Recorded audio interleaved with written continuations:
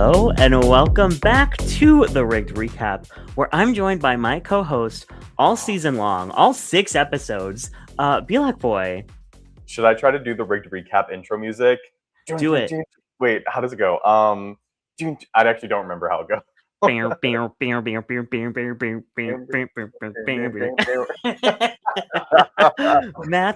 Matthew, it's been so long since you've been on the podcast, since we've done this little caper together.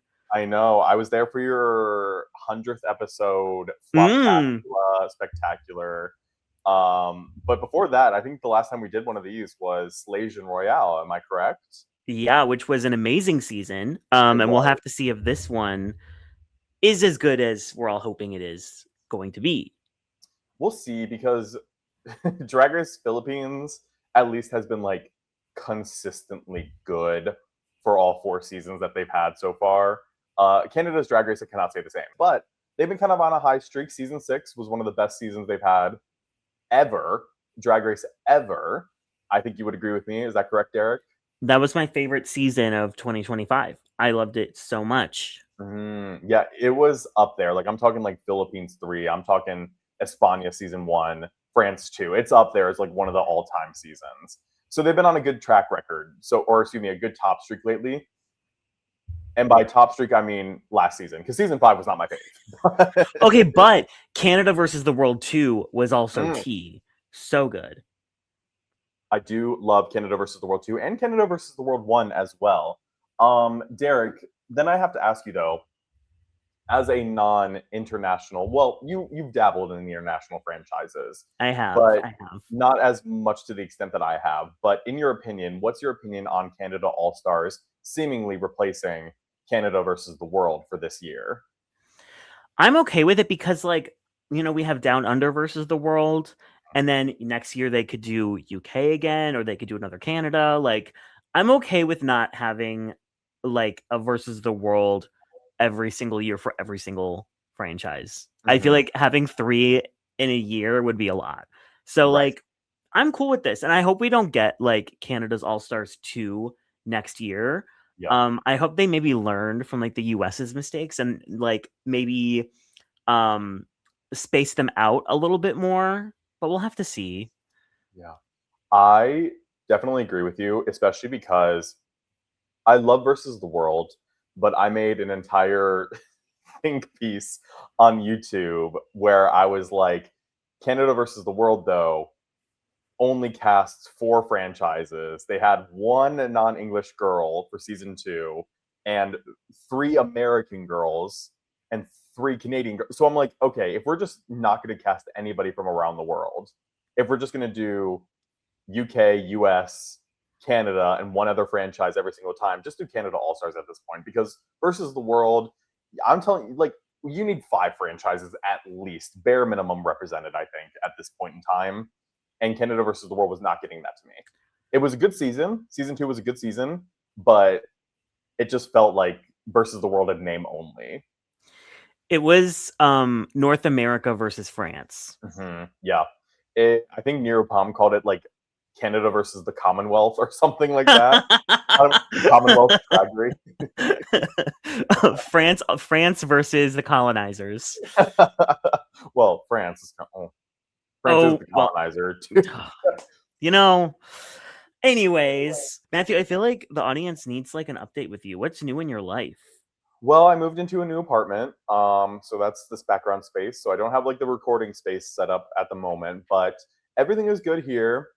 Just been working and Birkin and Turkin for the most part, and getting ready, of course, Derek, for all of the international spin-offs that are premiering this month. This is your moment. Have it. I'm having it. I'm having that cake and eating it too, dare I say, because we got France 4, we got Canada All-Stars, we got Down Under versus the World, we got Latina Royale.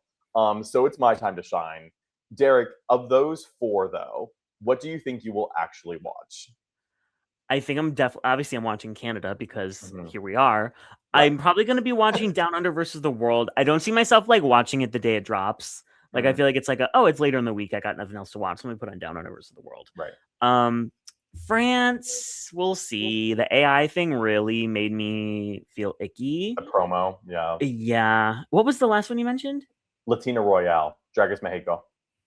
I probably will not watch Latino Royale unless I Oh, hear it's like oh, really, really good. Then I would okay. watch it. I just don't know anyone except like two Oh, people. so Derek, so you hate Alexis Mateo, so you hate Tsunami Muse. Okay, no, I You hate know, Latino and I people. love Alexis, Tsunami, and Horacio. I love them. Mm. And why do you like Horacio? Please. Because when I watched her on Mira Mangle, she was really, really funny, and also she's really, really hot. I knew it. So you hate the Latinas. You heard it here first, folks. You hate the Latinas. You hate Mexico, the country. Ugh, So Mexico lost the FIFA World Cup, and in the same breath, Derek said, "I'm not watching Drag Race Mexico Latino Royale because it's a waste of my time." I did watch my first ever soccer game the other day. The one Which game did you watch? between Argentina and Capo Verde, which Ooh, was I was rooting for Capo Verde because I'm always rooting for the underdog. I'm always sure, rooting for like the unexpected win. right. And Messi's kind of annoying. Mm, So I was rooting for them. It was close. It went into overtime or whatever you fucking call it in soccer. And I was like, oh, this is kind of fun. hmm But they didn't take it, I assume, No, right? I wish they Yeah. did. I only watched Belgium versus the United States just because I wanted to see the United States lose like crazy style, and they did lose like crazy style. The score was 4-1 Belgium. Gag it. You Gag better it. work, Belgium. No, Drag Race literally, shout out Belgium. Belgique tease. Drag Race Belgique, Rita Baga was on that team. It was just her and Also today's a big day for gay people on the internet who like reality TV because the Big Brother 28 cast mm, dropped and none other than Selena S. Titties is on yes. it. Yes. Great choice, actually, I would even say. Selena S. Titties. Well, and apparently she didn't because there's other like reality TV people there who like were obviously like vetted. Mm-hmm. She just applied like Oh, like normal style normal. applied as like Jason as her like Mm-hmm. boy self, and she got on of her own merit. Um, Mm, so, but I'm kind of sad because they're treating the other people like Rick Devens and Dee from Survivor, and obviously Angela from Big Brother. They're treating them as like special contestants, and I'm like, okay. you have a whole Drag Race All Star diva here, and Right. she's just one of the regulars. She's like in with these other like randoms. It felt Mm-hmm. disrespectful. Especially because Selena S. Titties like had a whole commercial or whatever with Big Brother a couple Mm-hmm. years ago or whatever it was, like a social media post. It's like this is somebody who's like you've worked with before as Selena S. Titties. Like she was Selena S. Titties in the social media post. Yeah. So you're not giving her that treatment. It's crazy. Yeah. Yeah. So I'm so excited. My life is about to be live feeds 24 Mm-hmm. hours a day Do for you the watch the next. live feeds? Oh Like yeah, I all watch the hell out of the live feeds. really? You do most fans always watch the live feeds, or do most of them kind of catch the recaps? Because how does it work? Is it like every 3 days? Isn't it like a recap or something? So they're actually changing it for this season where they're posting live feed updates and I think like parts of live feeds on Mm, YouTube. okay, Which they never have done before. It's always been like behind a paywall. But I would say the major I okay, there's like you know how Survivor has like the gays and then like the white women on Facebook as like its sure, fan base. sure, The white sure. women on Facebook are not watching the feeds, but the gays, the people who are like on social media, they're either watching the live feeds or getting live feed updates from Twitter or from like Taryn Armstrong on RHAP. Like Okay, it gets pretty intense, like keeping up with it all. it seems intense. It really does. But you could just like immerse yourself in a world that has nothing to do with you and enjoy drama that has nothing to do with you. And it's like, okay, Mhm. work. If you had to pick a CBS reality TV show to go on, if I had to give you options, Big Brother, Survivor, or what's the other one? What's the one where they go around the world? Amazing Race. Amazing Race. Which one would you do? Okay. You had to pick. Bottom is mm, bottom might be Amazing Race only because Mm, I don't think I would be good at it. I have no okay. sense of direction. I'm afraid of a lot of things. You wouldn't catch me like eating a spider or like jumping from a plane. Sure. Um So I probably wouldn't go on Amazing Race. Then I would say Next Big Brother, because I really think 90 days nonstop in a house Right. with just a bunch of really hot people that I probably don't have much in common with, is I'd be like the one gay that they cast. I feel like it would be maybe not the best. I don't think I'd do that well. Survivor, I would go on in a heartbeat. Okay. Yeah. I would say Big Brother dead last. I would hate to be in that house. I don't care how much sunlight lamps they got in there, and with the same people for 90 straight days, hate it. Then I would do Survivor above that.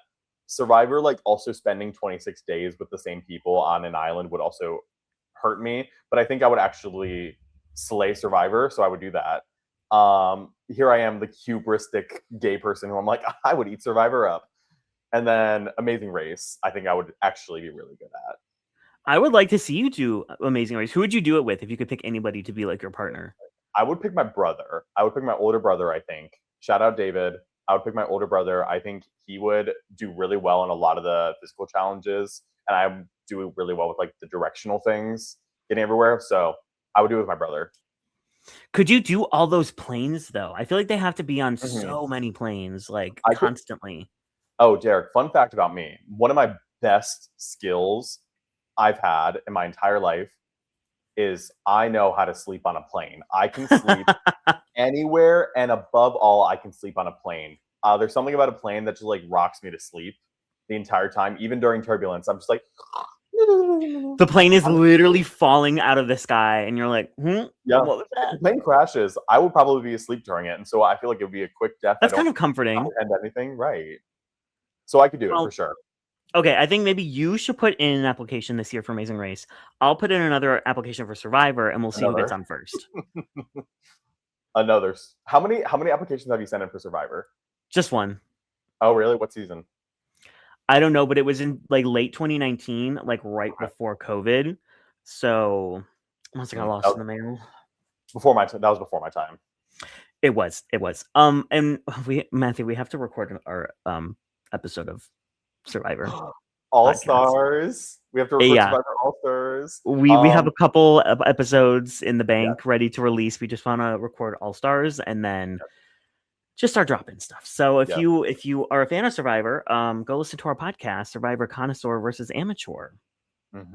Yes, we decided to record some episodes ahead of time so we can release over a regular schedule. But we have up through season 7 filmed right now, and we're about to film our reaction to All Stars, which was insane. Derek will talk about it, but can't wait for that. Survivor Connoisseur versus Amateur. I'm ready. I'm also ready to talk about Canada's Drag Race All Stars. 9 queens, 6 episodes, 8 of them from the Canadian franchise, 1 of them from the US franchise.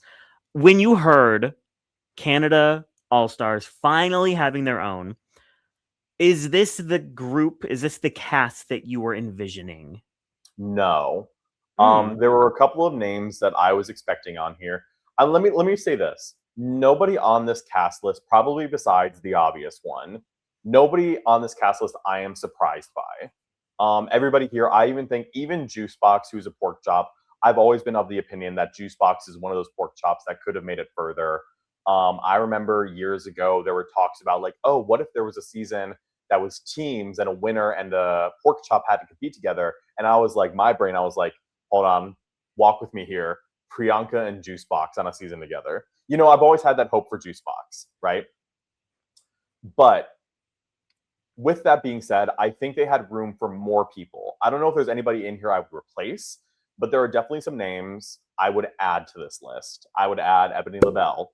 I know she just was on, but Sami Landry is here, so like, you know. I would add Kitten Caboodle. I would add Kimmy Couture. So I feel like, especially the Canadian franchise, of all the franchises in RuPaul's Drag Race, if there is a season, if there is a franchise that could justify having 10 queens, 11 queens, even 12 queens in a season of All Stars, it would be Canada, right? So nobody here I would replace, but there are definitely names I would add. What are your reactions, Derek? I did like a video where I was guessing who was going to be on the cast, and I did it before they left. So I truly was guessing. And I got a couple people right. The ones I got wrong, obviously Jackie Cox, because who would have guessed that? Tiffany and Co. I Mm. said was I didn't see Oh, her you mean coming back. Stardall? Just kidding. I feel like everyone else I thought was going to be back, so I felt good about like my predictions. But I would have loved to have like a 10 or a 12 person Sure. cast. Bring back Ebony. Bring back bring back Velma Jones. Yeah. There's a couple people I'm surprised aren't here. Perla, I'm shocked isn't on this Yes. cast. Pearl is another one. I thought Kendall Gender could have gotten another shot. Right. I think if they were going to cast anybody who was already on like International All Stars, I do think they picked right Yeah. with Pythia.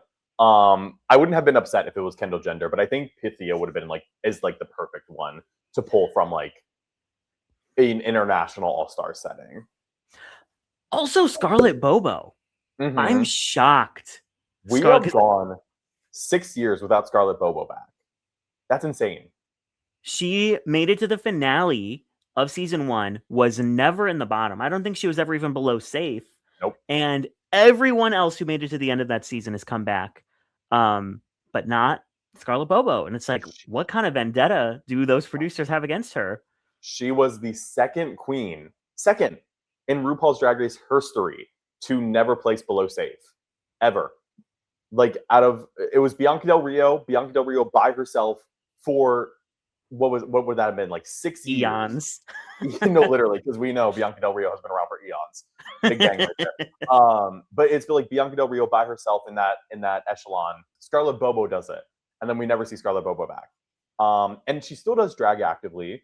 I feel like she did briefly mention it. She was on, was it not Give It To Me Straight with Maddie Morphosis, but some other podcast, I don't remember. I feel like she kind of talked about it, but I don't remember what she said about why she hasn't come back yet. Maybe she hasn't even been approached about it. That'd be crazy.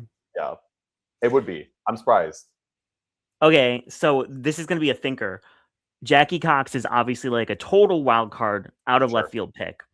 Who from Canada, if you could pick one wild card Canada's Drag Race queen to replace Jackie, who would you pick and why? A wild card queen to replace Jackie. Immediately, as soon as I saw her picture, I know exactly who I would pick. I would pick Shelizane LaRue. Oh, that's a great one. That is a great one. I've always had the hope that Shelizane LaRue would come back. I think she is like tailor-made for All Stars. I think she's funny as hell. I think she just needs to like upgrade her looks department, and then she could be golden for All Stars. And I think she's like a great pick for a wild card. Derek, who is your wild card queen from Canada's Drag Race? I imagine you already have an answer ready to go. I think I would pick Sissy Superstar because she had a pretty bad showing on her season, but I just love her style, and I don't think there's many like alt queens from Canada. Or like Canada's Drag Race, obviously, not like the whole country, but I just want to see more from her. I don't know, and she's a very handsome man, so she is. But also, like, so many people are coming to mind, like, that I still want to see, like, Vivian Vanderpuss, Bombay. I would even like to see Irma Gerd, like, Uma. God, there's so many people I think I would love to see. So, like, there's definitely more people in, like, the pot to choose from if they did another All-Stars. Yeah. I also think, like, this season could do with, like, I kind of going along the line of thinking of CC Superstar, is that I think this season could do with just, like, one more French-Canadian representative. Obviously, we have Sami Landry. And Pythia, I know Pythia, like, I think she lived in Montreal or Quebec, one of the two, for a while. And I think she grew up in one of those cities. But most people don't know her as, like, a French-Canadian queen, of course, because, like, of her Greek heritage. But I feel like if we had, like, one more French-Canadian, I think that would be Lady Boom Boom. Lady Boom Boom. Lady Boom Boom. Yeah, Lady Boom Boom would be great. I completely agree. And CC Superstar, of course, is a great choice as a French-Canadian. Velma Jones, back to Velma Jones, of course. There are a lot of great choices. I think this is a really solid cast, though. I think that it's mostly runner-ups or people who made the finale, except for Juicebox and Tiffany and Co. Everyone else is either a finalist or they're Jackie Cox, who got like 5th place. So and if Sherry Pie's disqualified, then technically Jackie Cox got 4th place. That is true, but still not a finalist. Well. So it's interesting to have like nothing but finalists or people who made it super, super far, and then Juicebox and Tiffany Anko. Can I ask you one question? Of everybody in this cast, who is the one person that you were like, yeah, that is the exact person who I knew was going to be on Canada All Stars? If you had to pick one person. I think the person I was most sure of was Jada Shada Hudson Really?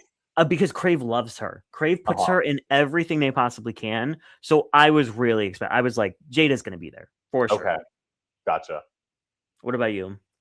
Aurora Matrix, I think, was the number one. I was like for sure of because they do also like Aurora Matrix because she did that. Do you remember that show that Crave did years ago where they brought like local drag artists onto this TV show with Brooklyn Heights and talked about like their traumas as queer people? I have no idea what you're talking I about. swear to God, this is the thing. I will not. I'm gonna have to remember the name of it, but so Aurora Matrix kind of is in that line of thinking with like working very closely with Crave even before she was on Drag Race. And I think also she is probably one of the most recognizable fan favorites of Canada's Drag Race, especially within the last 3 seasons. So she was for sure. I was like, yeah, she's on. I love Aurora. She was my number one pick, but I think because she was my number one pick, I didn't want to like get my hopes up, you know? Sure. So, but I love her so much. And we'll dive into the cast and we'll talk about all of the promo looks, but I also wanted to talk about the judges panel. Oh, sorry, I found it. Wait. So the TV show that I'm thinking of with Aurora Matrix is called One Queen, Five Queers. Oh, yes. Okay, yeah, yeah, Yes. yeah.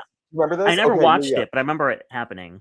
Yeah, and like Brooklyn Heights hosted it, and they would have like 5 local drag performers, or even sometimes they would have like just regular performers, like somebody who was like on in theater or something. Right. And they would ask like pretty personal questions about like their experience in queer life. They would get drag kings, they would get drag queens, they would get drag things on that show, and it was very fascinating. And I remember Aurora Matrix was on it before she was on season 4. So, and that was like the first time I remember like seeing her. I'm like, ooh, I love this woman. And then she came on the show, and she should have won, but whatever. I mean, you said it. You said it, and I'll say it too. But getting into the judges, so they have 3 main judges this season, and it's not Tracy, it's not Brad, it is Brooklyn Heights, Jimbo, and Priyanka.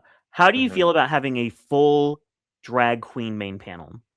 I think this is something that's honestly at this point surprised that it hasn't already been done of just full drag queens. Okay, if we want to get technical, the very oh no, I was about to say the very first time that there was an entire drag queen panel was Drag Race Mexico season 2, but I forgot that Oscar Madrazo was there. But there was one episode of Mexico where like the judging panel was Lolita Banana, Tyga Brava, Burrita Barona, and oh, what is that individual's name? There was another queen who always works with Burrita Barona, who I forgot the name of at the moment. It's slipping from me. But anyways, then there was also Oscar Madrazo, just this regular man in a suit. So, but at this point in time, like I'm surprised this hasn't already happened, where we have like a whole judging panel dedicated to drag queens, especially from Canada. And I think it's a great idea, and especially because we have the first winner here, Priyanka, great choice, and she looks amazing, mind you. We should get into that. She looks so good, and then Jimbo, I don't want to say she's been a controversial figure, but Jimbo has kind of been debated often in the fandom, but she is probably Canada's biggest international icon, I think, to come from the show. I think of every queen that's walked across Canada's Drag Races stage, Jimbo has been the biggest. And of course, that's thanks to her time on UK versus the World and then her subsequently winning All Stars 8. She's like the biggest name to come from Canada's Drag Race besides Brooklyn Heights herself. So I think her being here also makes sense. This panel is fierce. I love it, and I think they look great. And I think they are going to be very well balanced in terms of like judging the queens, because we have Jimbo, who's like master of comedy, Brooklyn, who's like a master of performing and looks, and then Priyanka's kind of like a all rounder almost, so to speak, because she is funny, she's personable. She also has some very good experience in performing as well. So it's a great judges panel. What are your thoughts? I love this. I wouldn't change anything. Like I hope that maybe some other winners get like a guest judge moment. Like I would love to see Lemon. I would love to see Isis. Lemon is guest judging. I will say Oh, that. work. love. Yeah. I'd even love to see Van Gogh, Hmm. who just won the last season. Like, there's just so many iconic, Yeah. beloved queens who have won from this franchise, Yeah. and I think these were the right two to go with. I think you could have maybe swapped Jimbo with like Isis, but I completely get why Jimbo is here, and she's also going to Right. add like a very different perspective to the judges panel. Yeah. And I hope Jimbo locks in pre-lobotomy here. I want that Jimbo, in this judges panel. She because she kind of felt maybe misplaced in when she was on Slation Royale. And it Oh felt like yeah. she just wasn't, I think, aware enough of like what she would be judging and like how much like cultural references she would have to like pick up on and like how much like Tagalog they would be speaking. Right. And so it felt like she was maybe out of her depths a little bit in that setting. But hopefully here in Canada with like her country, she knows all Hmm. these people, it'll be more of like a comfortable Right. judging panel for her. Also, I forgot. I think Slation Royale actually might have been like the first time there's like a full judges panel full of just drag artists. Now that I'm thinking about it, but I think like what Slation Royale did that I really liked is that every episode they had one queen from the Philippines. So like the winners or the three winners of Drag Race Philippines plus Marina Summers plus Kalad Karen, they were judges there.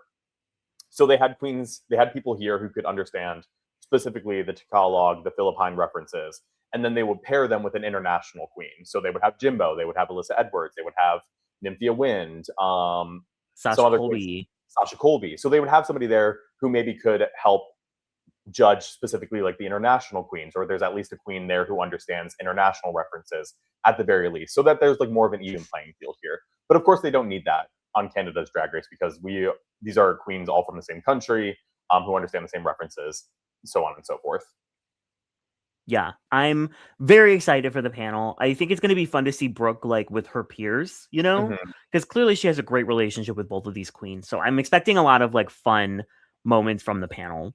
Yeah, yeah, and I think Brooklyn Heights is like with whoever's on the panel, she has great banter with.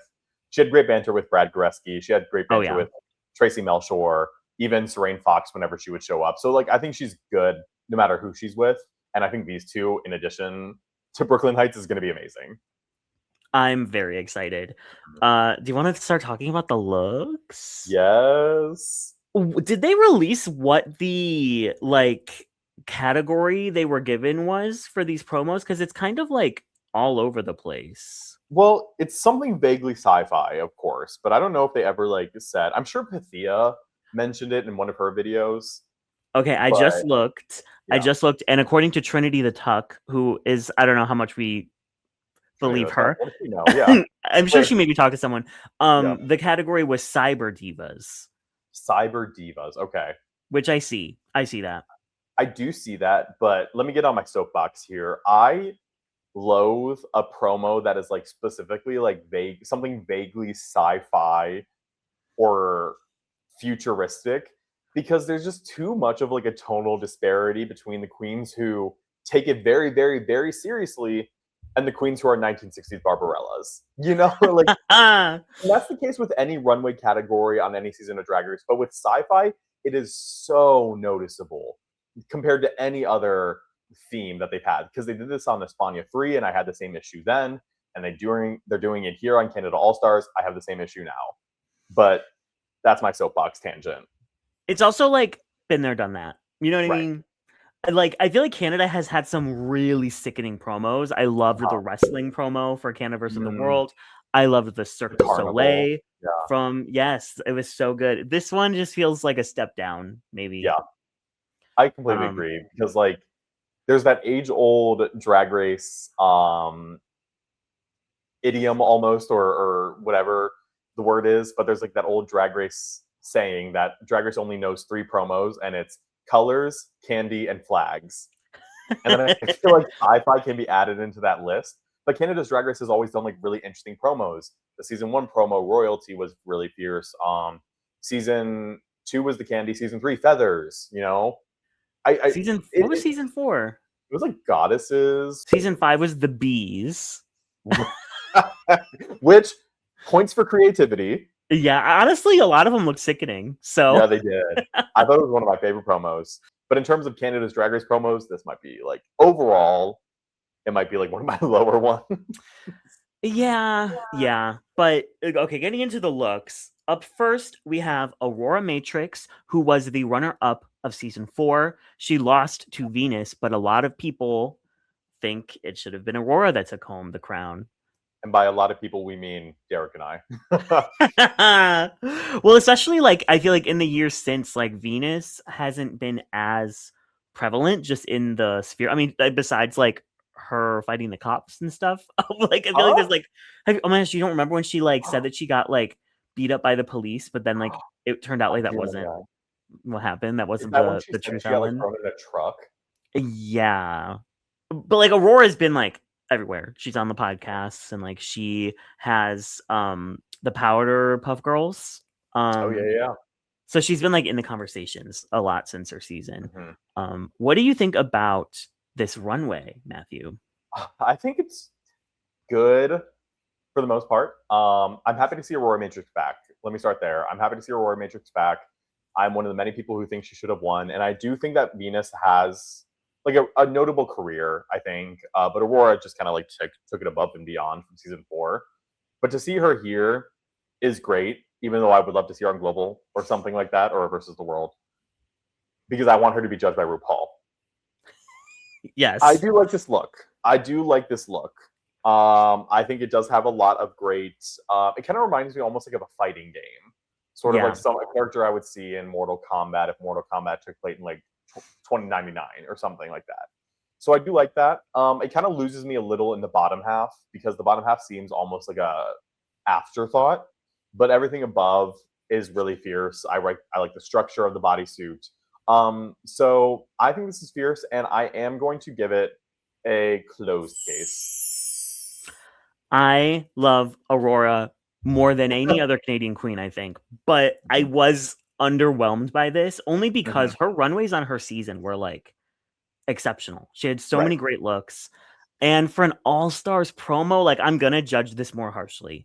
Right. Uh I think that I like the shape, I like the shoulders, I like a lot of aspects of it, but there's just no focal point to really like hone in on. Or even like an aspect of it that brings it all together. I wish these silver parts that she has like lining certain aspects were like a neon color. Like if it was like a Yeah. neon green or a neon orange, it would have like really drawn your eye to like the smaller details that kind of get lost because it's just a lot of black. Mhm. You can kind of see a little of that neon in the what are those called? Bustiers? The The around her bustier, hips. Yeah, the peplum. peplums around her hips. You can kind of see like a purple and a light blue there, but I do Oh agree that yeah. there could have been more. Yeah. So I'm gonna be giving this an open case because I know what she's capable of, and I wasn't blown away like I was by some of these Sure. looks. Sure. But I love her so much. How well do you think she's gonna do in the competition? I think she's the one. I would even say she's the one to beat. If any of these, of anybody on this entire cast, if there was one person that the other girls should be scared of, it should be Aurora Matrix. So, with that being said, I don't know how well she'll do because if the other queens are smart, they should target her where they can. So, with that Absolutely. in mind, she might not do that well because they might try to take her out early. But I think in a just world, she will be in the finale because I think she's one of the most well-rounded queens on this cast. Are they doing the Golden Beaver again this I'm season? sure they must be. They must be doing the Golden Beaver. I remember in the promo they said something like, "This is a new twist we've never seen before," and I was Mm, like, "Oh, like what is that going to entail?" right. Obviously, something strategic. I'm assuming. It has to be because they're also like just not going to get rid of the beaver. They can. So I wonder what it No, is going to be. yeah, I mean, especially because I mean, Canada is a lot different than the U.S. because I think a lot of like in the U.S. you can kind of find drag anywhere, but from my understanding, Canada has a lot of drag in the big cities and then not as much outside of those. So these Sure. queens, I think, know each other just a lot better than like Mhm. a U.S. All Stars cast Right. would. It's Toronto, Vancouver, and Montreal. I think it's like the main ones, and then you might hear like one or two queens who come from like Winnipeg. I think Isis Couture was from Ottawa. So it's like, but it's always like those, especially Toronto and Vancouver. Yeah. Yeah. So I'm so excited for her. I would love to see her get to the end. I worry that the strategy aspect, like if she Right. ever were to stumble, everyone is going to take their shot at her. Yeah, I agree. So Kennedy Davenport vibes like from this week. I hope she doesn't fall fate to the same thing. But next we have from the US season 12, top 5 finisher Jackie Mhm. Cox. Wow. What was your reaction to seeing someone who hasn't competed on Canada's Drag Race but is Canadian being on Mhm. this cast? I was gagged to see her name on this list because if I'm not mistaken, this is the second time that a queen is competing on a franchise where she hadn't been judged by the host in any prior context. And I remember I made a video about like, oh, it's so shocking to see Jackie Cox on Canada's Drag Race All Stars because she never competed on Canada's Drag Race. And I'll never forget when I made that TikTok, people tried to mansplain to me in the comments and they were like, Jackie Cox is Canadian. So it's Canada All Stars. I'm like, I know the one thing that everybody knew about Jackie Cox on season 12 was that she was Canadian. And I was like, You've I watched the show, know. Tamar. Like, no, literally. I'm like, I know she's Canadian. I know that. But you guys know, you guys are just being willfully ignorant because you know what I'm talking about. It's just crazy that she's on Canada's Drag Race All Stars because she never competed on Canada's Drag Race. But, anyways, that's my, I'll stop my diatribe. But it was still a shock to see her here because obviously the normal cycle is for American Queens is okay, you go on your All Stars first and then a versus the world or something. That's the typical pathway. But Jackie Cox is kind of straying away from that here. So it's shocking. But happy to see her. Happy to see her back after 6 some years now. Which is crazy that season 12 is that old. But I'm Really? also like shocked she hasn't been back previously. So I'm wondering, and I'm Mhm. sure she's been, I would be shocked if they never asked once for her to come back. So I'm wondering what about this made her say yes when she potentially said no to prior like Yeah. returning opportunities.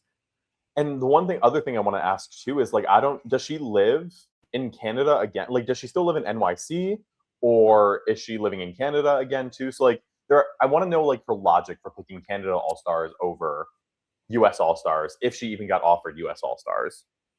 Yeah, I know that her and Jan tour constantly. They're Yeah. constantly doing like 2 woman shows. So I'm assuming that like she's probably still based in New York to like get all Yeah. that shit ready with Jan. Yeah. So it's interesting to see. And I'm sure she'll talk about it more in the show. Yeah. And if it doesn't, then we'll find out. I'll wait for her episode with with Maddie Morphosis to come out for me Absolutely. to find out. What do you think about the look, Matthew?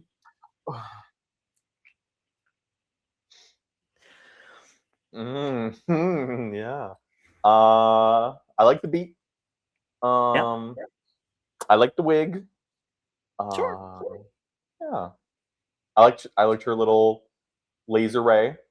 I thought that was fun. Sure. Yeah. Um, I, I'm gonna say this is not sci-fi. This is definitely a sci-fi look, and it's definitely that sort of '60s Barbarella that I mentioned earlier. Is it the most well executed '60s Barbarella I've ever seen? Listen, the neck up, beautiful. The waist down, sickening. I love the garters. I think Mhm. those thigh high boots are sickening, or it looks kind of almost like a shoe cover, actually. But the middle, ooh, the like $5 fabric that she's draping behind her. Oh, I love it. The boobs. It's like the boobs are so off. Why did no one on set be like, "Hey, can you adjust those before we get this shot?" They Right. honestly, they did her dirty. They did her A little dirty. bit. I would agree with that. Because like also why are the boobs so close together too? Yeah. I feel like her original promo on season 12 was like way better than this. Well, that was just a great promo all around. I feel like there were Yeah. very few flops that promo. Yeah, I'm not a fan. I'm not a fan of this. Happy to see Jackie back. Happy to see Jackie back. Cold case. Cold case. This might probably this might be my Shiver. least favorite. I don't know. We'll have to see. Really? Maybe. Really? I could see honestly though, I could see Jackie doing really well because she's very funny. She has a very clear perspective on like what her drag is, and she's a pretty solid performer. So like I could see her at least getting halfway. Yeah. Oh, absolutely. I could see her doing well. And this might be the season where she finally wins her first challenge too, and I could see that happening. I would love Um, that. we'll just see how it goes because there is some fierce competition here. There is. But I think also like why would you cast Jackie and then not like milk it for all it's worth, you know? Hmm, I So, agree. but cold case. Up next, we have Jada Shada Hudson, Mm, a finalist from season 3. And she had some clunky looks on her season. She, I think, was in the bottom for multiple design challenges. Some of the looks just were not there. This is sickening. I live mm, for this. The circuitry, yeah. the shape, the silhouette, the beautiful smile and makeup, the wig, everything about this except for the shoe, I live for. I kind of go back and forth about this look. I'm leaning towards the like it side, but just something about it feels off to me. Something about it, like I wish there was something within the circuitry that kind of gave each piece its own identity. Because like when I look at this from a distance, I'm like, okay, it all kind of just meshes together, and I don't know how to describe it, but I feel like I just wish there was kind of like something, maybe something in the color, that could help some of these pieces pop more. But granted, I think she did actually make these out of like real thrifted circuitry, maybe old computer sort of things. So there's only so much she could have worked with that. But I like the structure of it. I like the concept of it. I love the asymmetry of it. So I do think that overall the look is a closed case. I think if she had done a like a gray tight rather than like this like Mm, nude like darker tight, it would have maybe pulled everything together because I think just like the darker color on the legs when everything else is so like pop silver, like it does kind of like take me out of it a bit. But like I'm being nitpicky because I love this. It's a right. total close case. It's one of my favorites actually of this promo. How do you feel about Jada Shada Hudson being on this cast? And I think specifically also like the only season 3 queen on this cast, if I'm not mistaken. Yeah, I enjoy her personality a lot. And I remember thinking she is so personable Mhm. and I see her slaying this competition. And then she kind of didn't. Um and Even so her one challenge win is a hotly contested. yeah. So like I think that she's one of those queens that like the personality is a 10, but when it came to the actual competition, like it wasn't there yet. So I think that this is a good opportunity for her to like back up why she deserves like to be an all-star, why she made it to the end of her last season, why she's been everywhere, you know, on Slaycation and everything. Like, And why she's the turn up queen. well, yes, she's been here, there, and everywhere. And I think this is her time to be like, and this is why, because I'm that bitch. Yeah, absolutely. I would agree with you. And as well, she's one of those other queens that I think like put her in the bottom. Good luck to the other girl. You know, like I think she's such a fierce lip syncer, one of the most underrated lip sync assassins of Canada's Drag Race, in my opinion. So I feel like she could do super, super well here. I think like when it comes to comedy, I could see her doing well. If there's a performance challenge, I could see her doing well. If there's a look challenge, hopes and prayers. Well, like let's not forget that her like last design look on Canada 3, where she made that like black dress with like the gold appliques, that was kind of fierce. That very last one for the ball. See, okay, I'm gonna be so real. I only got through half of her season. I think I got to Lady Boom Boom's elimination. You are like the fakest Canada's Drag Race watcher ever because Mm, you were talking earlier about watching season 5, and I remember, Derek, you didn't watch season 5 no, live. but I did for my Canada like predicting the cast video. Watch Mm, all of the challenges and the runways and wow. some of the lip syncs. Hmm. Okay. So Okay. So you're half of a Canada watcher. yeah, I think I saw because I was watching season 3 and I saw the top 4 and my 3 favorites at the time were Bombay, Vivian Vanderpuss, and Irma Gerd, and none of them made Mm. it. And I'm like, I'm out of here. I was Was this literally like the fish from SpongeBob, like the realtor lady. Like they played in my face, and I was like, I'm out of here. was this like back in the era when you still read Drag Race spoilers. So you kind of like saw that spoiler and were like, I'm out of here. I think that was like in between where like I wasn't really watching him, but then like halfway through the season, I'm like, I just have to know. Then I Right. looked and I was like, So this is like the ball right before the finale that she made this look. It's like low-key kind of fierce. It's like it's not the best in the world, and Fierce Delicious like rightfully won, but like she did pretty good. anyway, so Jada Shada Hudson, I'm giving a closed case to. Up next, we have the pork chop of Canada's Drag Race, the first ever queen to be sent home. We have Juicebox, who has been on like such a journey since her season, because now she's like a Twitch streamer. She has a podcast. She is super into like fitness and posting thirst traps, which go follow her on Blue Sky. You won't regret it. I just love her. I loved her on her original season. I loved her personality. It was so sad to see her go home first, and it was just like a she doesn't know how to sew kind of thing. Right. And so I'm really, really happy that she's getting another moment in the sun. Yeah. I love Juicebox. And honestly, I love this look. Sue me. You know, she's gotten a lot of criticism that she wasn't wearing body, but I low-key don't care. Because I think she looks great here. She's going very much for like that video game Splatoon paint kind of vibe. And I think actually I would think like the headphones are like the cherry on top of this look. It's not the best of the promo by any means, but I think she looks fierce, and I love that unit on her, that wig, and her makeup looks amazing here. I think this is all around a great look. And I'm so happy for Juicebox to be back, because like she was one of the first people I wanted on Canada All Stars. I wanted her on Versus the World because I thought she like had so much potential, and she was going through so much growth as a drag artist over the years. So to see her back, it's great. And honestly, I'm going to give her a closed case with this. I'm like in between an open and a close. I like this a lot. I love the like club kid shoe. I love the little headphones with the bunny ears. Right. I love the latex with the neon paint all over it. Like I love this. I'm just like I feel like one more element, like maybe around the waist, could have really elevated this to like the next level. Maybe she had some like wires or cords hanging somewhere. Like that could have been fun. Like maybe if she had like the wire or the cord for the headphones like wrapped around and it was like a fun neon color, that could be kind of sickening. Yeah. I just feel like it's missing one thing to take it to the next level, but there's nothing I dislike, so I'll give it a closed case. Hello.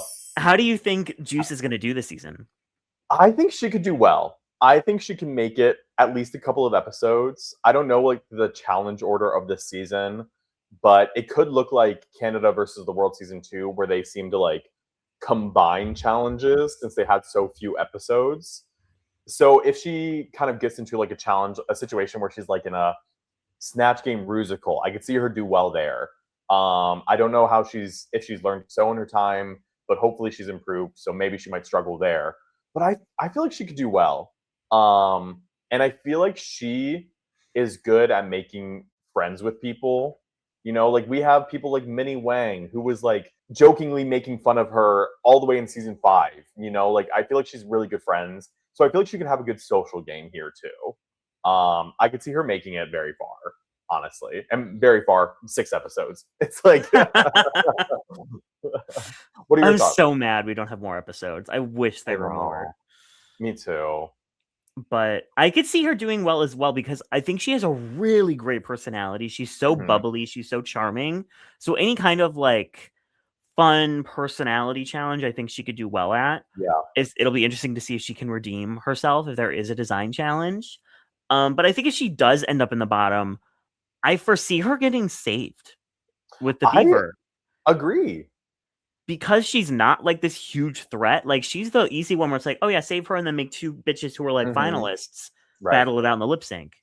But that's a survivor mentality. In Drag Race, they're a little more wired to be like, let's save the front runner to like have a fair game. You know, I don't know though, because season 6 was kind of brutal with the strategy. No, season 6 was not brutal with the strategy. Van Gogh was brutal with the strategy.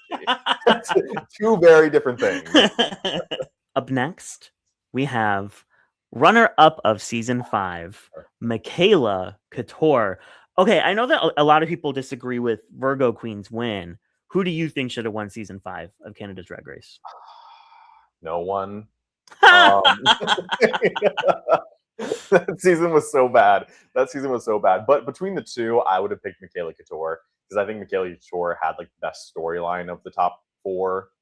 Yeah, top four that season. But like that was just like a bad season where nobody had any storylines besides Perla, and Perla didn't even make the finale. But Michaela Couture, like, I mean, Michaela Couture, I think most people, especially amongst the community of Drag Race creators, she's always been somebody who's kind of been like close to the Drag Race creator world. I know she's been close with you. She's been following Jack Fed for a long time. Kayla Says for a long time. She's been following, like, she's been a friend of the pod for a long, long, long time. And she's always been close to the Drag Race sphere and everything. And so when she got on season 5, it was a huge deal. She did well enough on that season to like justify her being the runner-up. But it was just like such a weird season that I don't know. In the right reality, Jaylene Time wins that season, but we're in the wrong reality. So like, I was Team Minnie Wang going into the finale, but then we saw Minnie Wang's right performance in the finale. Right. There's never. I have not seen a queen who was so far ahead in the competition flop a finale so bad since like Ella Day. It was insane. Yeah, it was so Ella Day coded. Yeah, it was insane. Like she tripped up so bad at that finale. Yeah, but this look on Michaela is everything. This is the kind of details I wanted to see in Aurora's look. These like neon elements that really break up the black and make it really just stand out and pop. And those heels are crazy. Absolutely. This is a fierce look. I love every little bit and piece about it. It's just so, it feels like so Jetsons in a way, very like future utopia, the neon colors, the bright colors, the pop of colors.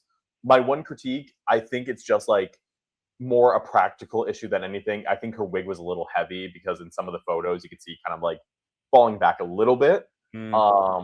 But that's just more of a practical thing that she couldn't control. But it's still a fierce look. This is a closed case. Closed case. I would ditch the like little peplum kind of thing she has attached because it just, I don't think it necessarily goes, and I don't know what it's adding. I would have ditched that, just kept the pencil skirt and added more of these like neon like embellishments to the bottom of the pencil skirt.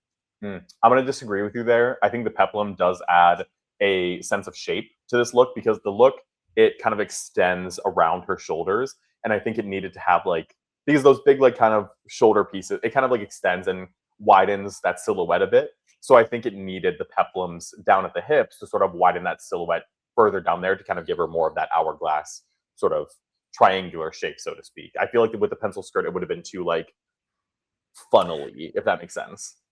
Yeah, maybe just like a smaller kind of hip peplum thing jutting out with the latex, because I just think the change in fabric just is a little bit strange, and it just is hanging a little bit weird. I don't know. I think that could have been adjusted and fixed a little bit, but overall, this is so grand. This is so All-Stars level. The hair, the makeup, that smile. Closed case. She's so beautiful. She is. Jared, can I ask I you a love question? her. What's up? Do you think Michaela Couture returned too soon? No, because I think that like she is a queen, like a Kennedy, like an Alexis, that I would just be fine with her coming back as many times as it takes her to win. So like, even if this isn't her moment, I still think she would come back again in the future to something. Okay, let me rethink this question then. Do you think she should have waited longer to come back at her age? Because she was already young on season 5. She was 21 at season 5, and now I think she is 23 at the time of filming this season. Do you think she needed a little more time to kind of grow in that aspect, or no? Because I've been saying that I wish Sam Star waited. I think Sam Star needed another like year or two, but I kind of don't feel that way about Michaela yet. We'll see what Okay. she's like in the actual season, but I didn't see her on the cast and was like, girl, why? Like, give it another year. I didn't feel that way, but do you feel that way? In some ways, I'm a little in that mentality because given that she did so well on her season, but she was young at that time, and I feel like coming back so soon, I feel like I would have loved to see just like another year or so, maybe under her belt. But I'm not upset. I'm not upset in any way whatsoever. There are queens who come back within a year of their time after they're filming, but then those queens are like already 29 or they're like 30. They have more of that bandwidth to kind of do that. But I feel like at her age, that kind of younger 20s, which is an age I still relate to. Can you say the same, Derek? Aren't you 25? Yeah. So you're in your mid 20s, not your early 20s. I just recently got out of the 18 to 24 range in my surveys. So you're just like the rest of us. But how old are you, Derek? 28. Oh, Crypt Keeper. I still get drafted. What about you? I won't get drafted because I'm on medication. I'm on SSRIs. So if you're on SSRIs, you can't get drafted. Oh, I'm not going to disclose that to anybody listening to the pod, but that's good to know. So while you're out there on the battlefield, sweets, I'll be sitting at home making YouTube videos. Derek, if I go to war, will you give me a little picture of yourself that I can put in an amulet? A little. So when I'm in the war and the bombshells are going off behind me and the rockets red flare and all that, I can be like, oh, drag detective. Well, and then one day you're gonna be mid battle and you're gonna be like, I can't do this anymore. And you're gonna pick up the amulet. And as you pick up the amulet and look at my photo, a bullet is gonna come and hit the amulet and it's gonna bounce off. And it would have killed you if that amulet weren't in your grasp. Wow, Derek, you're so selfless. I appreciate that sacrifice. The fan fiction writes itself. You know what I mean? Oh my god, could you imagine a drag detective BelakBoy fan fiction on Wattpad? I would not be shocked if it happened because whenever, not as much now, but when we first started collabing, everyone was like, they're definitely having sex right after this recording. And it would be like the most like unhinged things that people would be commenting. And I'm like, oh my God. What a time. Now, moving into Near Enough, BelakBoy's favorite queen of all time. Yeah, I like Near Enough. Yeah.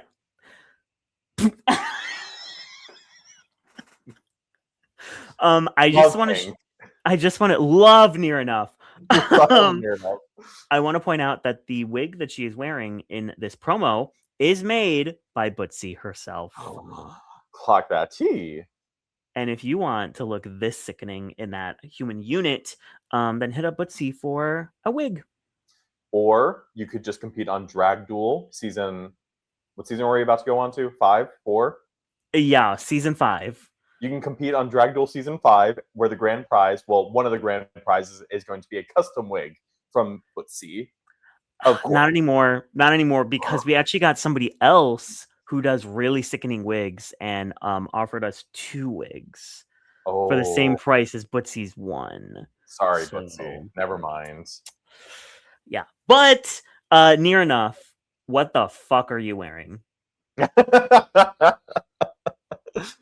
I feel like somewhere deep down, maybe she's trying to go for like a futuristic Joan of Arc, where I can kind of see a little bit of the vision.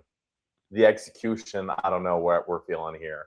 The chainmail, or what's supposed to be the chainmail, where it's around her neck, but it's like only on one side of her neck, but not in like a cunty asymmetrical way, but like in a I just threw this on kind of way. And then where it drapes down as the cape.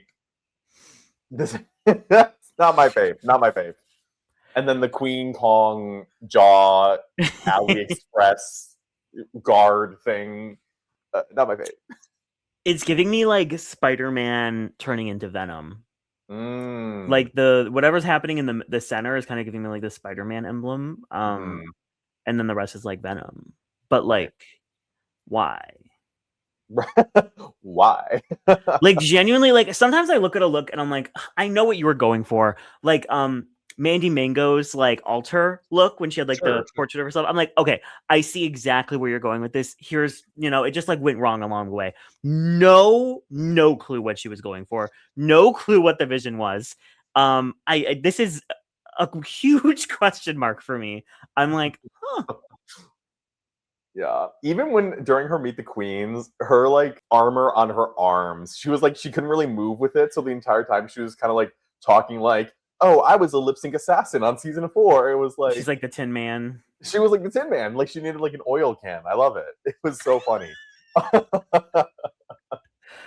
Oh, this is a bad look. I'm giving it a cold case, but good luck sending Near Enough home. Oh yeah, absolutely, absolutely. Like Near Enough, this is a cold case, but Near Enough solidly like the second best lip syncer of season 4. I would put her in like the top 6 lip syncers of Canada's Drag Race. There's going to be seldom a lip sync that she's going to lose, you know. One of my favorite moments is Near Enough lip syncing against Morphine Love Dion at DragCon. Oh yeah, What song did they do again? I don't remember. It wasn't. Hold on, let's find out. This is why we got Google. It was so sickening, Versus. and I would have paid money to see that. Okay, they did "Turn Me On" by David, but David. Turn Me On by David Guetta and Maga Minaj. Maga Minaj. Such a good song. So glad we got to do it on Drag Duel before Nikki got canceled. And we had a double save on that one. So that's just like a great lip sync song. Who was the double save on that one? Heavy Cream and Alex Electra. Oh, that was a fierce lip sync. I remember that. Yeah. Heavy Cream, robbed, icon, by the way. Yeah, we love Heavy Cream. We love Drag Duel All Stars winner right there. So Near Enough. I think I see her being like the lipstick assassin. I see her being in the bottom kind of a lot, just because I think when you look at like a lot of these other queens in this cast, like she's one of the ones that I don't think is as well rounded, but she is just so strong in one area that like who's gonna send her home besides maybe Aurora Matrix? Yeah, I like looking at obviously, Near Enough. It's been a couple years since season 4, but season 4 it's kind of like a Queen's original season is one of the things that we use as a reference when gauging how they might do on All Stars, basing solely on season 4. The only thing she really did well that one of the few things I don't remember her ever being in the top besides the lip sync Perusa. Correct me if I'm wrong, but which she won. Which she won, and I don't think she should have won either. But she kind of went in that, and that was like kind of like one of the main things we saw her do well. So I don't know how well she'll do in the actual challenges on Canada All Stars, but put her in a lip sync. Good luck. So maybe I feel like one future I see for Near Enough in Canada All Stars is I think more people are going to save her than one might expect, unless somebody is in an alliance with her and they purposely put her in the bottom to send somebody home. It's going to be like so mathematical, so big brained of a strategy. You got to be in an alliance with an lip sync assassin so that if you win, because Nero's not winning the challenge in this alliance, but you got to win and then put her purposefully in the bottom so she can do your bidding and send people home. I kind of see like if there's ever a time where like she's in the bottom with like an Aurora or a Michaela or a Pythia, like they're gonna be like, I'm saving whoever the third person is because Nira is gonna send any one of those like powerhouses home. Right. The only person who like she could, especially in this cast, love them dearly, but I think there's only like 3 solidly good lip syncers, and that's notable lip syncers, I'll say. And that's Aurora Matrix, Near Enough, and Jada Shada Hudson. So I feel like of those 3, the other 2, Aurora Matrix and Jada Shada Hudson, could be the ones to send Near Enough home. But everybody else, good luck. Good luck. Yeah. So I'm excited. I see her going like halfway, maybe further, depending on like who she's lip syncing against. But I am also open to her surprising me. Like maybe she's learned a lot on the road. So yeah. I'm excited. I think she's going to make good TV. I think a lot of people here are willing to like make good TV. So I'm ready for it. Up next, we have on her 3rd time competing, we have Pythia, who was on season 2. She was a runner-up. Then she was on Global All Stars as the Canadian representation, and she made it to the final 7. But she maybe should have won the entire season. I think one of your most real opinions that you've ever had in your entire life, Derek, is when you said that Global All Stars, if it was judged fairly, should have been won by either Pythia or Nalenia. I think That like was that is one of the fiercest things you've ever said because it is one of the realest things you've ever said. And Pythia being back, I mean, come on. Like, you can't help but be happy to see her back. It's less of a gag because now we live in like a post Soa Demuse world where Soa Demuse already came back on France All Stars. So a queen coming back from Global All Stars has already been done before. But Soa Demuse did not do well on France All Stars. But I feel like Pythia would do really well on Canada All Stars. If there's somebody else who like would be the main challenge to Aurora Matrix, it would be Pythia. Pythia's only issue probably would be performance, but you know, Aurora's only issue would probably be like design. You know what I mean? So it's like they have their pros and cons here that would make them very big threats. And this promo look, what is there to say? dare I say, kind of the best promo look of all time. It's at least top 10, top 5. Like at Oh, least. for sure. For sure. And this is what I'm talking about, where I'm saying like sci-fi as a prompt, it's just too tonally dissonant. Because what do you mean we have Jackie Cox, that look that Jackie Cox wore in the same promo as Pythia doing an Archangel, like, robot monster. I mean, biblically accurate Archangel robot monster. It's just, I can't even say nothing. It's amazing. Oh, I mean, the shoes, the color palette, these like razor feathers. It's like it is mixing a X-Men Archangel with a biblically accurate angel, and it's just so sickening. The makeup, watching her make this as well, because if you're not following Pythia, she's putting out a ton of content about how she made this look and spilling behind the scenes stuff. So she's doing like a full series. I would absolutely follow her and watch along. This is like, we just introduced this, and I don't want to overuse it, but this is a golden case.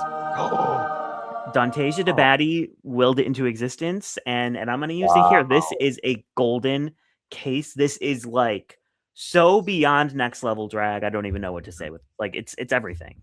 Golden case. This is a golden case. You're so true. This is amazing. This is one of the best things we've ever seen. If we're being real, in a just world, Pythia wouldn't even be here because Pythia would have a Global All Stars crown. Yeah, but she would be like one of the judges. Right. Did you see, speaking of her behind the scenes content, did you see what she posted? I think it was today or maybe yesterday about the critique she got during the Snatch Game on Global All Stars. Why, yes, I did.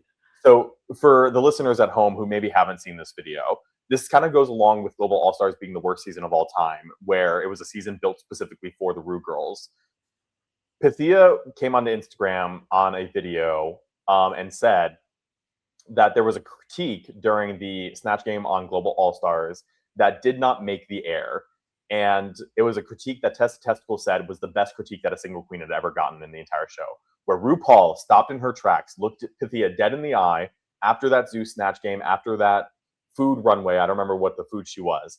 But RuPaul said the words, "You are able to channel something cosmic in the universe into your drag and are able to send a message through the divine in your drag," or something along those lines. She specifically used, "Your drag is like alchemy." Your drag is like alchemy. Those were the words that RuPaul said to Pythia, a queen that she had never seen before this season. And it didn't make the cut. When in a just world, that season would be in the cut, or excuse me, that critique would be in the cut, and Pythia would have probably won the dang season. Because that is something that RuPaul praising queens to that degree is already rare in and of itself. But so much, like, to say that your drag is like alchemy, that is something that RuPaul has never said before. We've never heard her say that before. And it's real. And it like, you're so valid for that critique, RuPaul. Exactly. And they cut it from the show. Because how can you give that critique to a queen and not even give her the Snatch Game win that same episode? Doesn't get the win and goes home next. Literally. Exactly. It's like Sasha Colby when she's like, "I am obsessed with you." Like, that's like, you don't see it that often. And when it does happen, people talk about it forever. And more than likely, they win the season. So I get why they had to cut it, because it would have been like ridiculous. But like, I'm glad that she got to have that moment and carry it with her. I'm glad she got that moment. We Because didn't we get sure it. didn't. I'm glad she did. Golden Case from Miss Pythia. Golden I'm Case. so excited for whatever she's going to bring to this season. Yeah. I absolutely see her in that finale, and I think honestly though, if she does fall into the bottom, I think the queens know she's not the strongest lip syncer. So that's the one kind of hang up that I think she could have. Up next, we have Sammy Landry from season 6, top 4. What Tu es an woke droite. icon. Tu es woke left. Tu es un fumé? Hay una cigarette. Tu veux. Je veux un fumé. Okay, I love friend. her. I love her so much. I love her too. And dare I say, probably third, maybe even second best promo look of the promo. I don't know if that's a hot take, but I love this promo look so much. Is that a hot take here? Maybe. I don't love it. I like it. I think for Sammy, it's great. Mhm. But I think when you look at it compared to everyone else, I'm just like not as overwhelmed or not as impressed. I feel like for sci-fi or for cyber divas, there is a very specific niche of cyber diva that she's going for, and I think she like nailed it spectacularly. Like she's giving me not necessarily Fifth Element, but something akin to Fifth Element.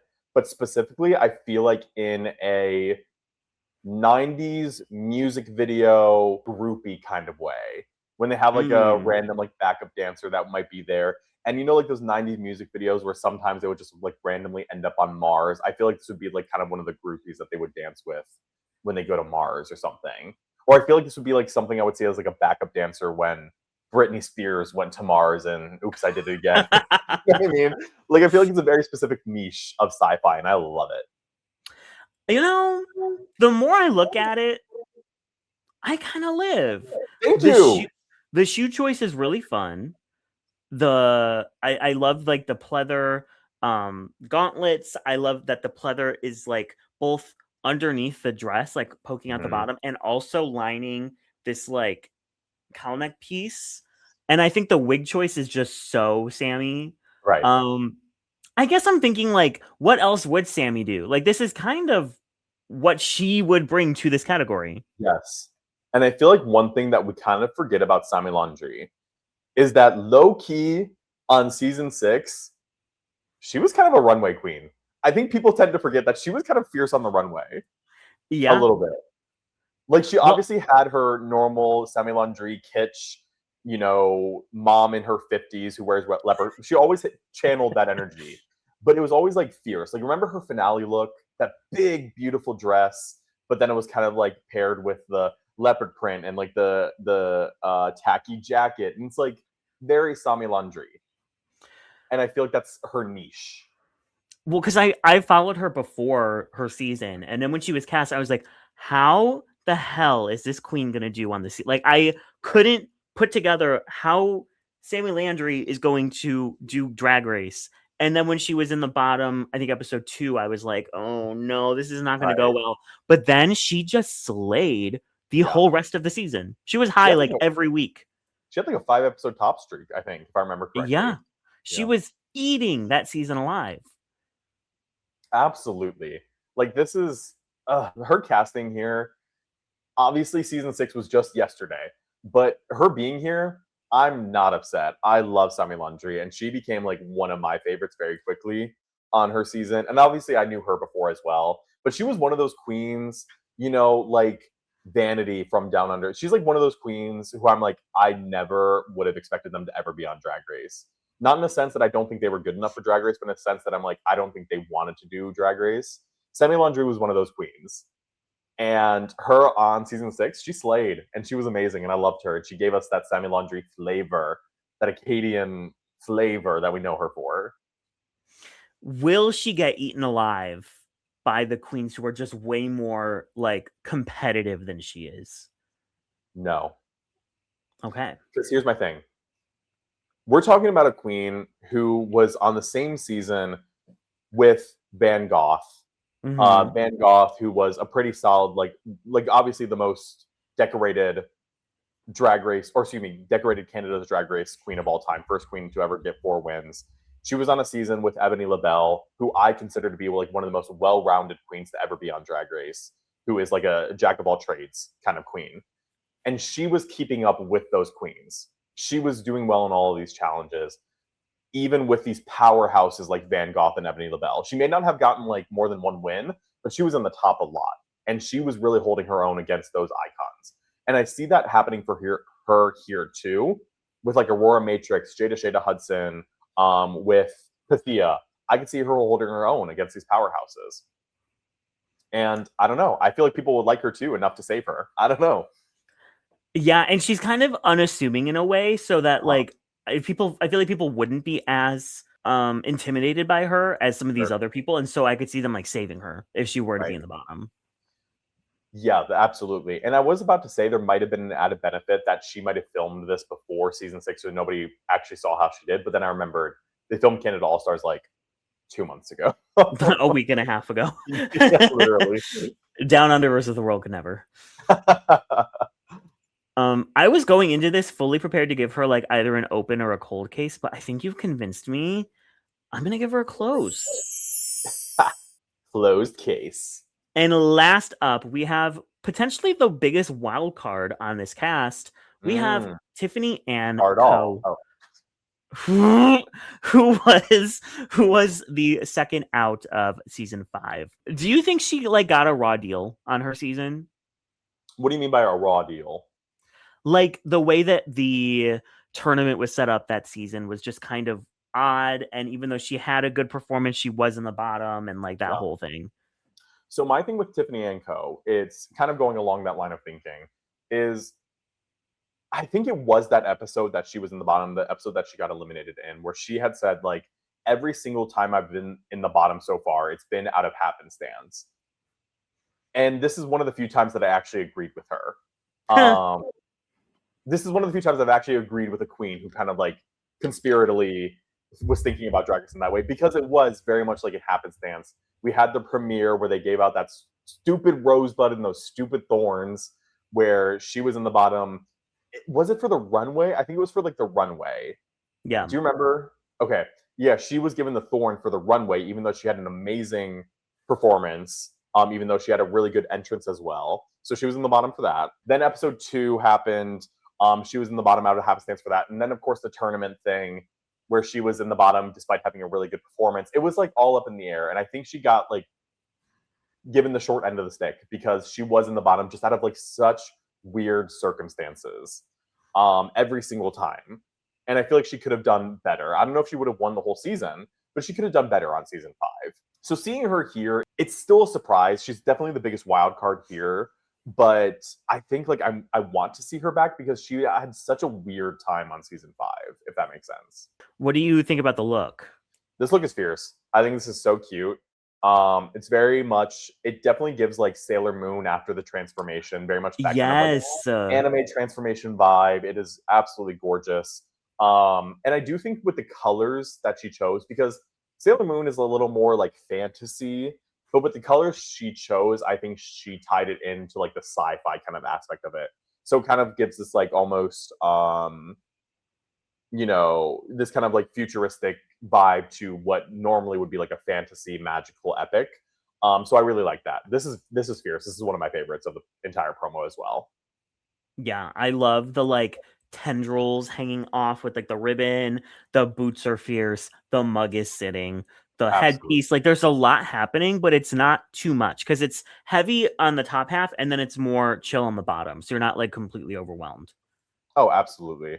Also, I was just looking at Tiffany's Drag Race wiki. Fun fact, Tiffany is the first contestant on Canada's Drag Race to have a punctuation mark in her name. Fun fact. Work, Miss Tiffany and Co. No, literally. I think I'm going to give her a closed case. This is really fierce. Yeah, closed case for sure. So now we've talked about all of the queens. So Matthew, I'm going to ask you, who has your favorite look and who has your least favorite look of this promo? So my favorite look of the promo is near enough. No, so Pythia has my favorite promo look, And my least favorite promo look is a toss-up between Nira and Jackie. At least with Jackie, I can see the vision a little bit more. So I'm going to say near enough.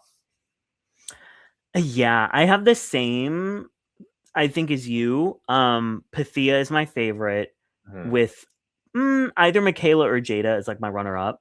Okay. And then my bottom two are Nira and Jackie. But Nira's is it's rough.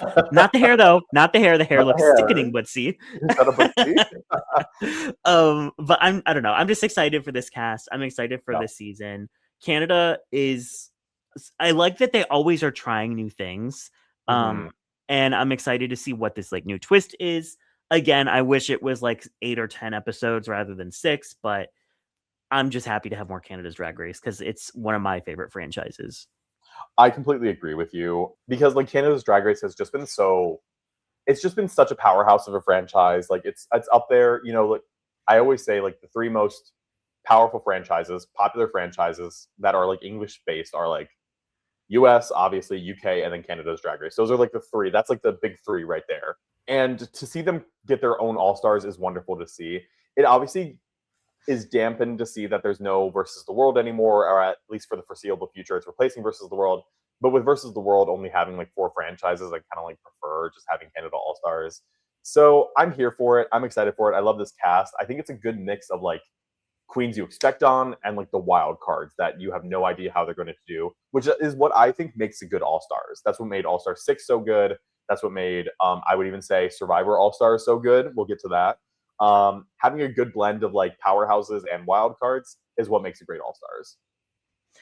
Yeah, I agree. And I'm just excited. And it's almost like, I feel like Canada and UK keep playing this like thing of like tennis where like UK will be on top in seasons, 4 and 5 and 6.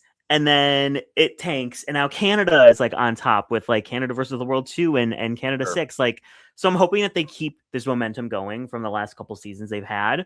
And I'm excited. I'm excited for Jimbo. I'm excited for Priyanka. Love Brooke. And we're going to be here. Love Brooke. We're going to be here breaking it down every single week with me and BelakBoy and some special guests. Ooh, special guests. Like who? Your mother? Hey, Lord, do you want to be on? But if you want to watch us every week, make sure you subscribe to the channel. Matthew, what do you have going on and where can people follow you? Oh, well, you people.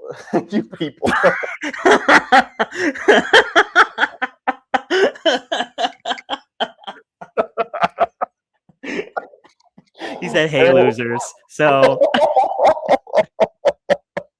I think like after you just asked like where people can follow you, I just wanted to say you can follow me, but then you said people, so I was just like, you people. You people can follow me.